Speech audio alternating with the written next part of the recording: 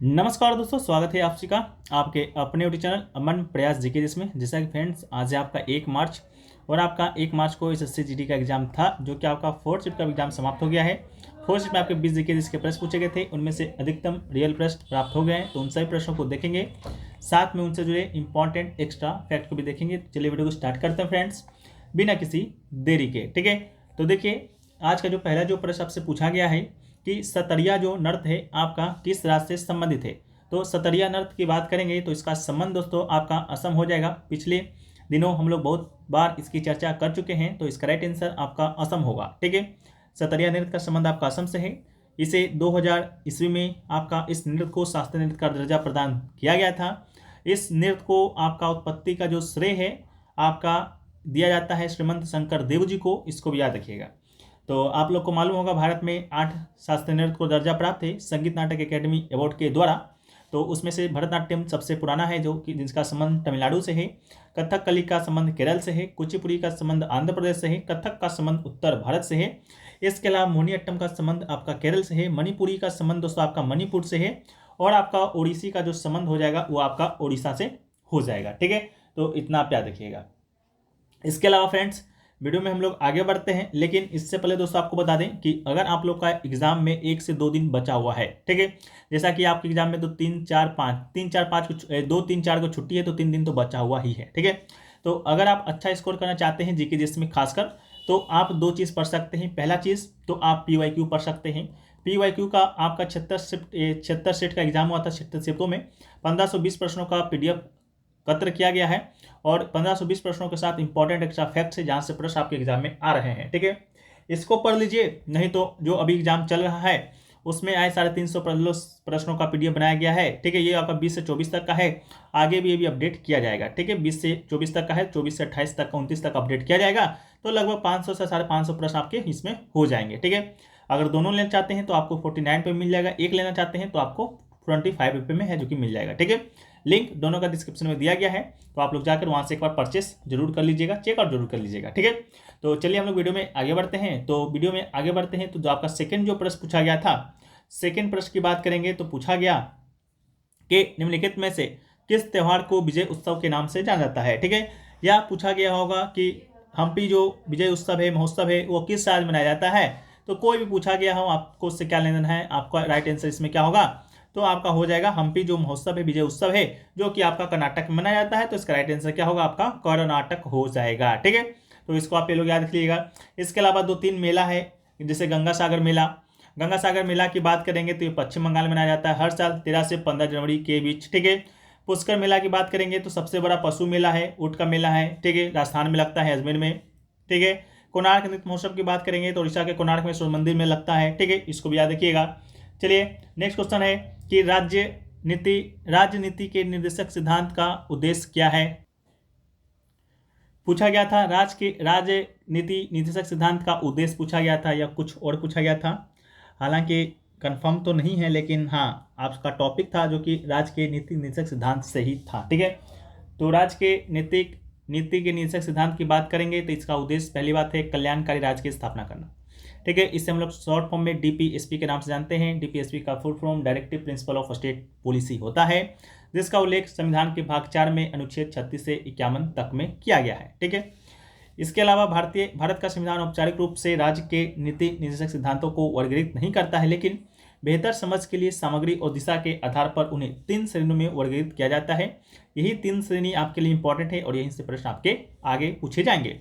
वो 3 श्रेणी है समाजवादी सिद्धांत, गांधीवादी सिद्धांत और उदार बौद्धिक सिद्धांत। मेरे ख्याल से आपका प्रश्न यही पूछा गया होगा। ठीक है, इसी में से पूछा गया होगा कि राज्य की नीति निर्देशक सिद्धांत से कौन सा सिद्धांत संबंधित नहीं है या है, तो 3 सिद्धांत याद रखिएगा, समाजवादी, गांधीवादी और उदार बौद्धिक सिद्धांतवादी। ठीक है, इसके अलावा समाजवादी सिद्धांत को अलग अलग अनुच्छेदों में बांटा गया है, जैसा कि अनुच्छेद 38, अनुच्छेद 39, अनुच्छेद 39A, इसके अलावा अनुच्छेद 41, अनुच्छेद 42, अनुच्छेद 43, अनुच्छेद 43A, अनुच्छेद 43 करके। ठीक है, गांधीवादी सिद्धांत की बात करते हैं तो आपका अनुच्छेद 40 हो गया, अनुच्छेद 43 हो गया, इसके अलावा आपका अनुच्छेद 43B हो गया, अनुच्छेद 46 हो गया, अनुच्छेद 47 हो गया, अनुच्छेद 48 हो गया। इन सभी का संबंध आपका गांधीवादी सिद्धांत से है। उदार बौद्धिक सिद्धांत की बात करेंगे तो अनुच्छेद 44 हो गया, 45 हो गया, 48 हो गया, 48A हो गया, 49 हो गया, 50 हो गया, 51 हो गया। इन सभी का संबंध उदार भौतिक सिद्धांत से, ठीक है। तो इसको भी याद रखिएगा, पूछा जाएगा इनमें से कौन सा अनुच्छेद गांधीवादी सिद्धांत से संबंधित नहीं है। अगला है कि कौन से जल संधि भारत और श्रीलंका को विभाजित करती है। तो जल संधि की बात करेंगे तो भारत और श्रीलंका को विभाजित करती है पाक जल संधि। तो इसका राइट आंसर आपका हो जाएगा पाक जल संधि। पाक जल संधि भारत के तमिलनाडु राज्य और श्रीलंका के उत्तरी प्रांत के मन्नार जिले के बीच एक जल संधि है। यह जल संधि उत्तर पूर्व में बंगाल की खाड़ी को पाक खाड़ी और फिर दक्षिण पश्चिम में मन्नार की खाड़ी से जोड़ती है। इस जल संधि का नाम रॉबर्ट पाक के नाम पर रखा गया है। आप इस पिक के माध्यम से भी देख पा रहे होंगे, ये अपना प्यारा सा देश भारत है और ये अपना प्यारा सा देश पड़ोसी देश श्रीलंका है, ठीक है। यहाँ पर दोस्तों आपको एक जल संधि देख रहा होगा, यही दोस्तों आपका है पाक स्ट्रेट या पाक जल संधि, ठीक है। तो इसको यही बारे में पूछा गया था, यही आपका इंडिया और श्रीलंका को अलग कर रहा है। अब आपके मन में आ रहा होगा जल संधि आखिरकार है क्या। तो जल संधि जल के दो बड़े निकाय को मिलाने वाला समुद्र का एक संकरा चैनल है। यह आमतौर पर जल के एक चैनल को संदर्भित करता है और दो भूभागों के बीच स्थित है, ठीक है।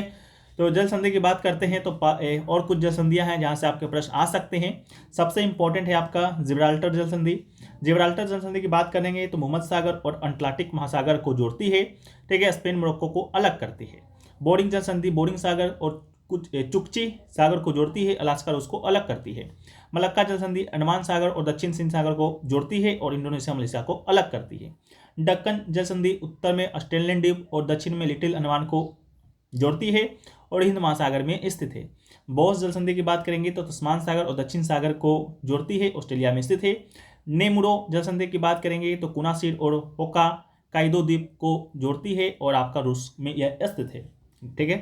नेक्स्ट क्वेश्चन है कि विजय हजारे ट्रॉफी और सैयद मुश्ताक अली ट्रॉफी किस खेल से संबंधित है। आपका प्रश्न इस प्रकार से दिया गया था कि विजय हजारे ट्रॉफी और सैयद मुश्ताक अली ट्रॉफी के बारे में दिया गया था, पूछा गया था इनमें से कौन सा क्रिकेट से संबंधित है। Both 1 both 2 C1 C2 both दोनों ऐसे करके कुछ दिया गया था, ठीक है। तो राइट आंसर दोस्तों आपका क्रिकेट हो जाएगा, ठीक है। क्रिकेट से जुड़ी अन्य कुछ ट्रॉफियों की बात करते हैं तो Vijay Hazare trophy, Gavaskar Border trophy, Wisden trophy, Duleep trophy, Rani Jhansi trophy, Ranji trophy, CK Naidu trophy, Irani trophy, इन सभी का संबंध आपका क्रिकेट से है। अगला है कि भारतीय संविधान के किस अनुच्छेद में लोकसभा का गठन का प्रावधान किया गया है। लोकसभा यानी कि निचला सदन, ठीक है। आपके क्वेश्चन में निचला सदन भी क्या था, इंक्लूड था। तो लोकसभा की बात करते हैं तो निचला सदन है और निचला सदन की बात करते हैं तो लोकसभा है। इसका गठन का प्रावधान अनुच्छेद 81 में किया गया है। हमने आपको पहले ही बताया था जब आपका राज्य विधानमंडल के बारे में आया था, अनुच्छेद 168, 169, 170, तो हमने आपको रिलेट करके बताया था कि अनुच्छेद 79 का जो संबंध है आपका आर्टिकल 168 से है, क्योंकि यहाँ पर आपका संसद का गठन है, वहाँ पर आपका विधानमंडल का गठन है। अनुच्छेद 80 की बात करेंगे तो राज्यों के परिषद की संरचना राज्यसभा से संबंधित है, तो वहाँ पर अनुच्छेद 169 होगा जो कि आपका विधान परिषद से संबंधित होगा। यहाँ पर अनुच्छेद 81 है लोकसभा के संरचना संबंधित है, तो वहाँ पर आपका अनुच्छेद 170 होगा जो कि आपका विधान मंडल से संबंधित होगा, ठीक है, विधानसभा से होगा, सॉरी, ठीक है। तो ये रिलेट करके आप याद रखिएगा, यहीं से प्रश्न आपके एग्जाम में आते हैं। अगला है कि भारत में कितने वर्ष के अंतराल पर जनगणना की जाती है। ये प्रश्न तो बहुत इजी प्रश्न है। तो भारत में बात करेंगे जनगणना का तो हर 10 साल के बाद कराया जाता है, तो इसका राइट आंसर आपका 10 होगा। 10 वर्षों के अंतराल पर जनगणना कराया जाता है। 1872 में पहली बार लॉर्ड मेयो के शासनकाल में कराया गया था, लेकिन अगर आपसे पहला ऑफिशियल या समकालीन जनगणना की बात करेंगे तो आपका 1881 में लॉर्ड रिपन के शासनकाल में कराया गया था।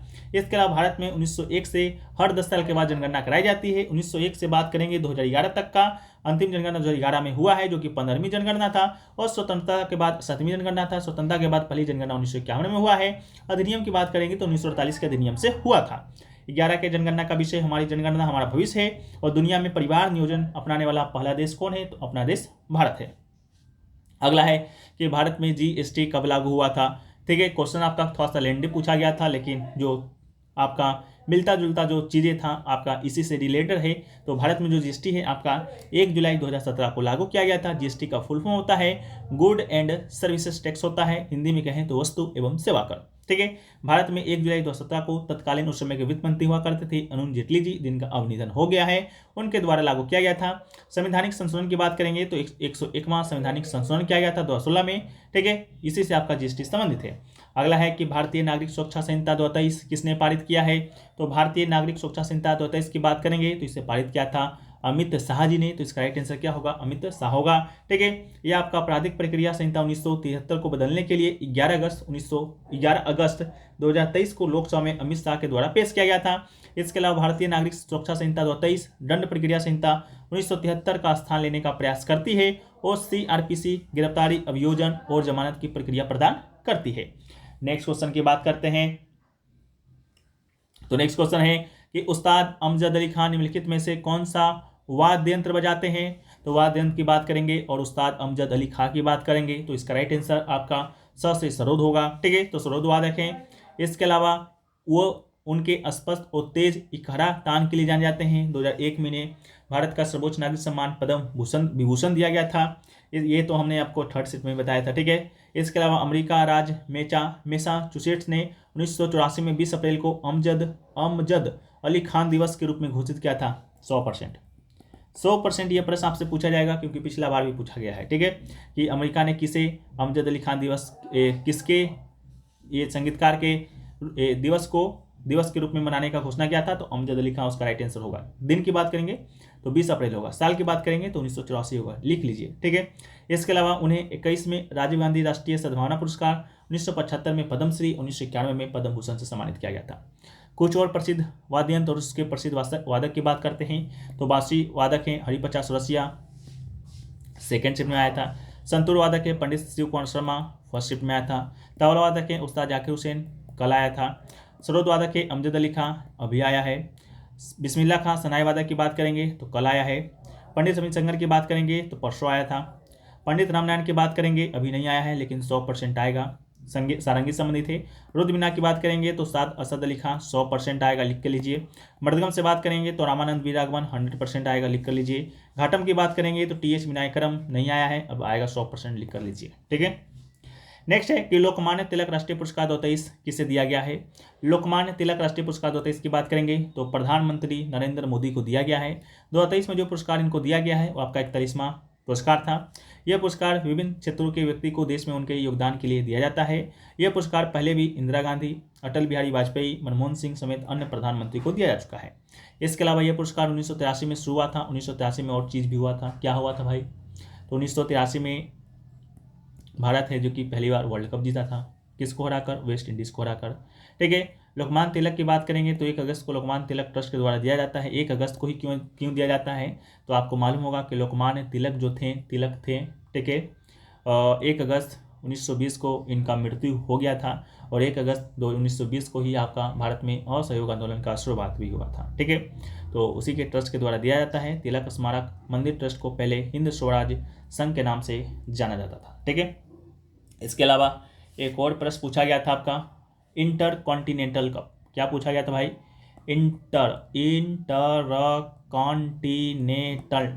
कॉन्टिनेंटल कप 2023 का आयोजन किस शहर में हुआ था।